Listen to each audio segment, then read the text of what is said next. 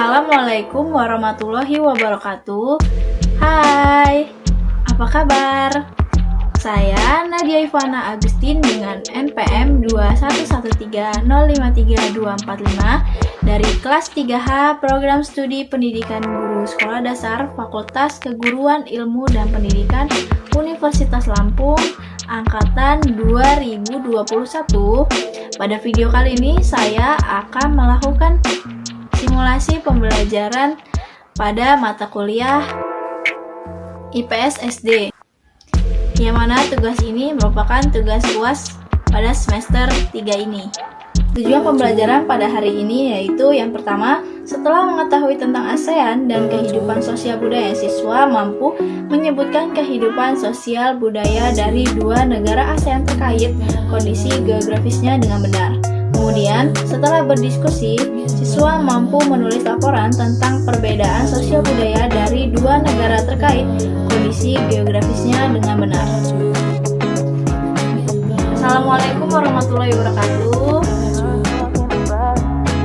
Hai semuanya, gimana nih kabar anak-anak pada pagi hari ini? Wah, alhamdulillah jika baik semua. Sebelum kita melakukan pembelajaran, alangkah baiknya kita berdoa terlebih dahulu. Akan Ibu pimpin ya doanya. Duduk siap. Berdoa mulai.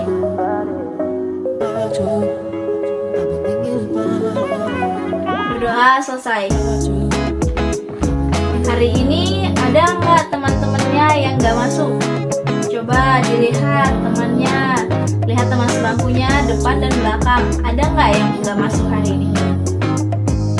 Wah, alhamdulillah jika masuk semua ya.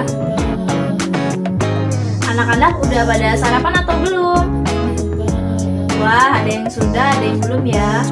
Lain kali, sebelum berangkat ke sekolah, kalian harus sarapan dulu ya. Karena sarapan itu sangat penting untuk tubuh kita. Entah untuk belajar, untuk beraktivitas, untuk apapun itu, makanan merupakan pendorong dalam kita melakukan suatu aktivitas agar kita tidak mudah lelah dan tidak mudah mengantuk, apalagi pada jam pelajaran ya. Baik, untuk meningkatkan rasa nasionalisme kita, hari ini kita akan menyanyikan lagu nasional berjudul Satu Nusa Satu Bangsa. Baik, semuanya diharapkan berdiri dan menyanyikan lagu tersebut ya. 1, 2, 3. Baik, anak-anak boleh duduk kembali. Ibu punya pantun nih. Kira-kira pada mau dengar nggak ya? Oke. Jadi, gini nih bunyi pantunnya. Pagi-pagi memasang pagar. Memasang pagar bersama paman. Anak-anak jangan lupa belajar untuk bekal di masa depan. Kira-kira ada yang mau nyumbang pantun juga nggak? Boleh, yang berani silahkan. Wah, hebat sekali ya. Terima kasih. Sebelumnya Ibu mau bertanya nih, anak-anak udah pernah liburan kemana aja? Wah, banyak banget ya. Coba kita sebutkan.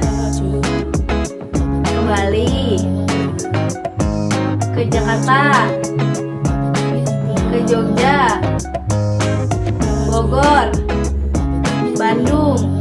Wah, banyak banget ya. Anak-anak pergi liburan ke banyak tempat ya. Kira-kira udah ada yang pernah belum liburan ke luar negeri? Oh, belum pernah. Jadi di sini Ibu akan membahas kehidupan sosial budaya masyarakat ASEAN. Ada yang tahu nggak sih ASEAN itu tuh apa? Yang tahu boleh beritahu teman-temannya untuk lebih tahu.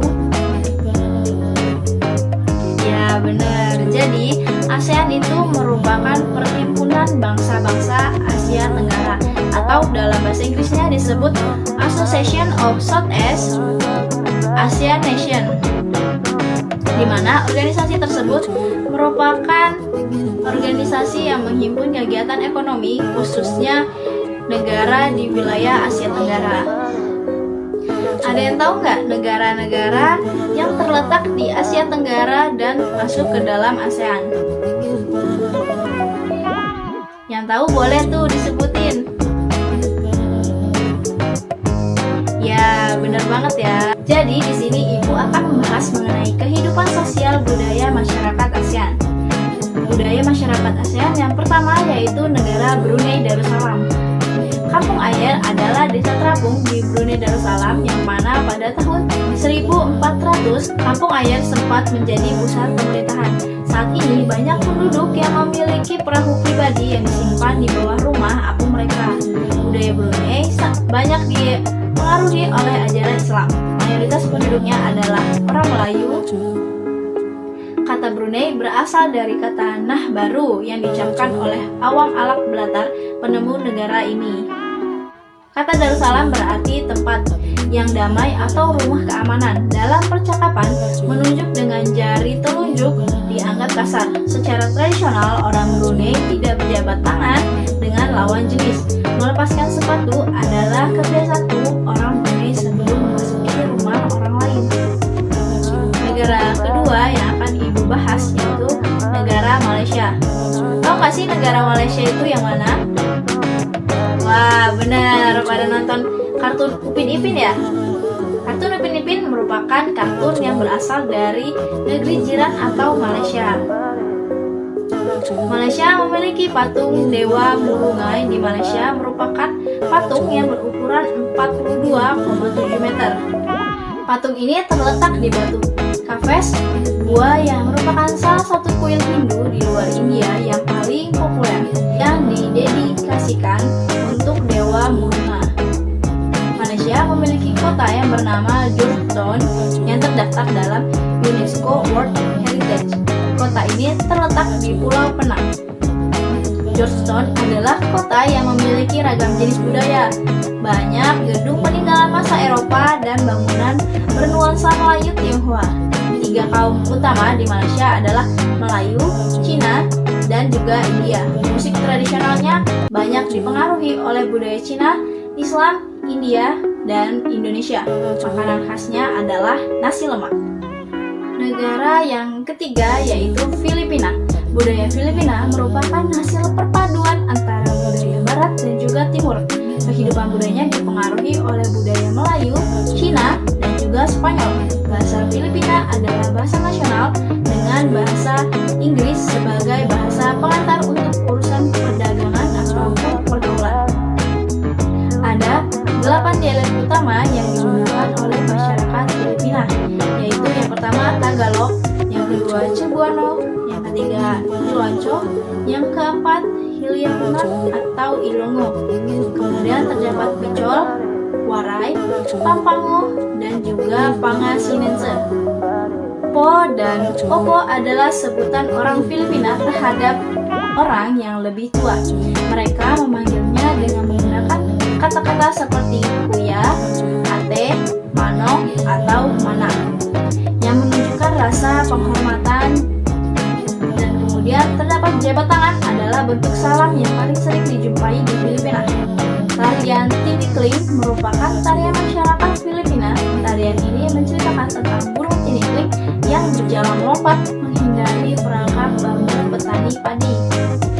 Negara yang keempat yaitu Kamboja. Banyak candi di Kamboja terbuat dari batu. Dewa-dewa dari agama Hindu dan juga Buddha terukir pada tembok di daerah Kamboja. Tari Apsara lahir pada 2000 tahun lalu. Relief tarian banyak ditemukan di bangunan-bangunan keagamaan di Kamboja. Orang Khmer mengenakan syal kotak-kotak yang disebut kraman. Pria dan wanita Khmer menggunakan bandul Buddha pada kalungnya. Tujuannya adalah untuk menjaga dari roh jahat dan membawa keberuntungan. Makanan terkenal dari Kamboja adalah cha yang berarti tulisan. Negara yang kelima yaitu Myanmar. Myanmar disebut sebagai negara 1000 pagoda. Hal ini disebabkan karena sangat mudah menemukan kuil-kuil suci Buddha di daerah tersebut. Mayoritas penduduk Myanmar adalah keturunan Tibet. Bahasa yang digunakan adalah bahasa Burma. Pakaian tradisional Myanmar yang disebut longyi mirip saung Indonesia. Namun, kain ini melilit bagian tubuh mereka mulai dari perut hingga betis. Longyi yang berbahan kain katun bukan saja dikenakan pria dewasa, namun juga anak-anak dan wanita. Jadi nih menurut anak-anak, ada nggak sih negara yang memiliki budaya yang hampir sama dengan negara kita, yaitu Indonesia? Baik, jadi anak-anak bisa diskusikan hal tersebut dengan teman sebangku ya. Dan pastikan kalian membaca literatur lebih, dapat dicari di buku ataupun melalui media pembelajaran lainnya.